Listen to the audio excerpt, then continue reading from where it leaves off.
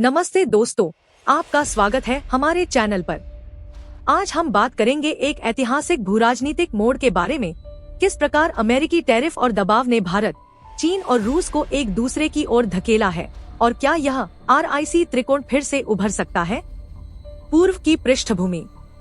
भारत रूस सोवियत काल से गहरा रणनीतिक साझेदार रहे हैं। ब्रिक्स, SCO और RIC जैसे फोरम में भारत और रूस आज भी साथ खड़े हैं। 1947 में स्वतंत्रता के बाद से भारत और रूस की दोस्ती मजबूत रही है। सोवियत संघ ने 1955 में नेहरू के दौरे के बाद भारत को रणनीतिक समर्थन देना शुरू किया। 1971 का भारत पाक युद्ध हो या बांग्लादेश का निर्माण, रूस हमेशा भारत के साथ खड़ा रहा। शीत युद्ध के दौर में जब पश्चिम दूर था, रूस ने रक्षा, अंतरिक्ष और परमाणु ऊर्जा में भारत की मदद की। 1991 में USSR के विघटन के बाद भी रिश्ते मजबूत रहे। 2000 में स्ट्रैटेजिक पार्टनरशिप बनी और 2010 में special and privileged strategic partnership का दर्जा मिला। सुखोई फाइटर जेट से लेकर ब्रह्मोस मिसाइल तक आज भी भारत की सेनाओं में रूस का गहरा योगदान है। 2022 के बाद जब रूस पर पश्चिमी प्रतिबंध लगे, तब भी भारत ने सस्ता तेल खरीदकर संबंध बनाए रखे। यह साझेदारी सिर्फ रणनीतिक नहीं, ऐतिहासिक है। चीन रूस और चीन के रिश्ते सदी पुराने हैं, कभी दोस्त, कभी दुश्मन और अब रणनीतिक साझेदार। 1949 में चीन में माओ जेडोंग की सरकार बनने के बाद सोवियत संघ ने उसे मान्यता दी और तकनीकी मदद दी। लेकिन 1960 के दशक में विचारधारा और सीमा विवादों ने रिश्तों को तोड़ दिया। 1969 में तो युद्ध की नौबत तक आ गई थी। 1991 में सोवियत संघ के विघटन के बाद दोनों देशों ने अपने संबंधों को सुधारना शुरू किया। 2001 में treaty of good neighbourliness and friendly cooperation ने नए युग की शुरुआत की। आज रूस और चीन मिलकर अमेरिका के वर्चस्व को चुनौती दे रहे हैं, चाहे वह ब्रिक्स हो, SCO या यूक्रेन युद्ध में चीन की तटस्थता।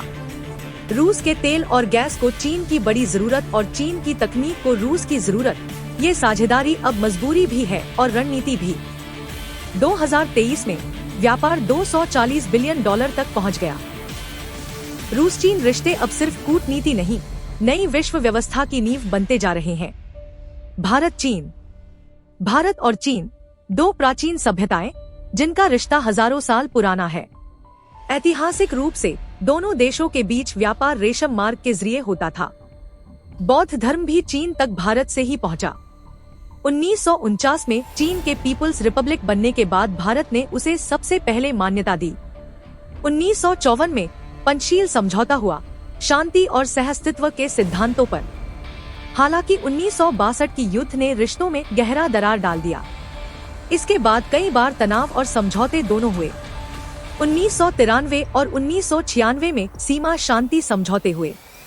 आज दोनों देशों के बीच व्यापार $100 अरब से ज्यादा है, लेकिन सीमा विवाद जैसे गलवान घाटी की झड़प रिश्तों को चुनौती देता है। भारत और चीन दुनिया की सबसे बड़ी जनसंख्या और अर्थव्यवस्थाएं हैं। अगर आपसी विश्वास बढ़े तो यह साझेदारी एशिया की ताकत बन सकती है। वर्तमान परिदृश्य। भारत और अमेरिका।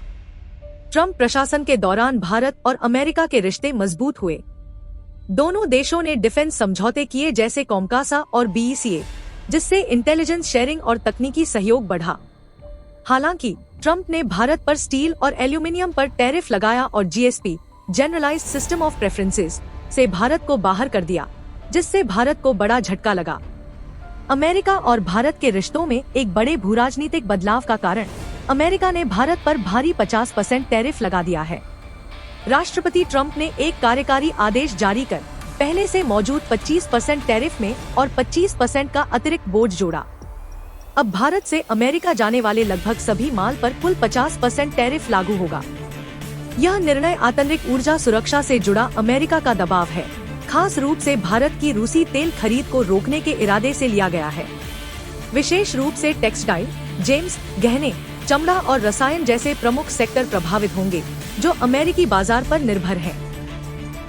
प्रधानमंत्री मोदी ने इस कदम को अनुचित और असंगत बताते हुए किसानों और उद्योगों की रक्षा का दावा किया है। यह ट्रंप की विदेश नीति के बाद से भारत अमेरिका संबंधों का अब तक का सबसे गंभीर संकट है। अमेरिका और रूस। अमेरिका ने रूस पर भारी आर्थिक प्रतिबंध लगाए हैं और अब सैकड़ों प्रतिशत तक के सेकेंडरी टैरिफ लगाने की तैयारी कर रहा है, खासकर उन देशों के खिलाफ जो रूस से ऊर्जा खरीदते हैं। ट्रम्प प्रशासन ने रूस को यूक्रेन में युद्ध खत्म करने का अल्टीमेटम दिया है, यानी अब या कभी नहीं का संदेश दिया, वरना आगे और सख्त कदम उठाए जाएंगे। दूसरी ओर अमेरिका का विशेष दूत स्टीव विटकॉफ मॉस्को में पुतिन से मिले ताकि शांति वार्ता की संभावनाओं को आगे बढ़ाया जा सके।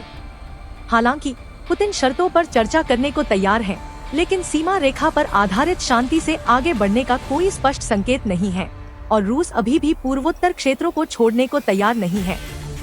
अमेरिका और रूस के द्विपक्षीय संबंध अब एक निर्णायक मोड़ पर हैं, जहां दबाव और संवाद दोनों चल रहे हैं। 15 अगस्त को पुतिन और ट्रम्प अलास्का में मिलने वाले हैं। चीन और अमेरिका। साल 2018 में ट्रम्प प्रशासन ने चीन पर बड़े पैमाने पर टैरिफ लगाए, जिससे दोनों देशों के बीच ट्रेड वॉर शुरू हो गया।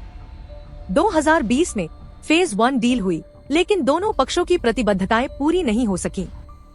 2025 के शुरुआती महीनों में ट्रम्प ने चीन पर क्रमिक रूप से 10% से बढ़ाकर 20% तक टैरिफ लगाए और चीन ने काउंटर में अमेरिकी कृषि और ऊर्जा उत्पादों पर टैरिफ लगाया।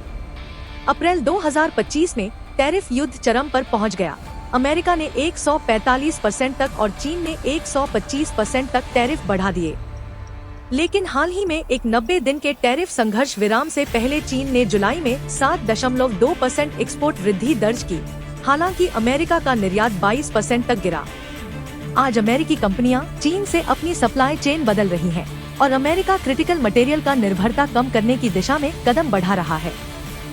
यदि RIC सशक्त हुआ, बहुध्रुवता मल्टीपोलैरिटी को बल मिलेगा। वैश्विक संस्थाओं पर यूरो पश्चिम का प्रभाव कम हो सकता है, लेकिन पूर्ण गठबंधन के लिए लंबा मार्ग है। संरक्षणवाद, क्षेत्रीय प्रतिस्पर्धा और पारस्परिक भरोसे की कमी बाधाएं हैं। भारत और चीन बीच के लद्दाख, अरुणाचल जैसे विवादित क्षेत्र एवं सीमा विवाद लगातार तनाव बनाया हुआ है। भरोसे की कमी दोनों ओर रणनीतिक आशंकाएं बनी रहती है। चीन का पाकिस्तान के साथ रिश्ता भारत के लिए चिंता का विषय बना हुआ है। वैश्विक गठबंधन, भारत क्वाड और पश्चिमी साझेदारियों में जुड़ा है। आर्थिक प्रतिस्पर्धा, दोनों बड़े उत्पादक, निवेशक और बाजार है। अमेरिका का खोखला बल अक्सर इन देशों को एक दूसरे के करीब लाता है। ये इनकी साझा जरूरत है। RIC का पुनरुत्थान संभावित है, लेकिन वास्तविकता में यह एक संतुलनकारी रणनीति है। फिर भी अंततः एक अस्थायी गठजोड़ हो सकता है। वीडियो पसंद आए तो कमेंट में बताएं, लाइक, शेयर और सब्सक्राइब जरूर करें।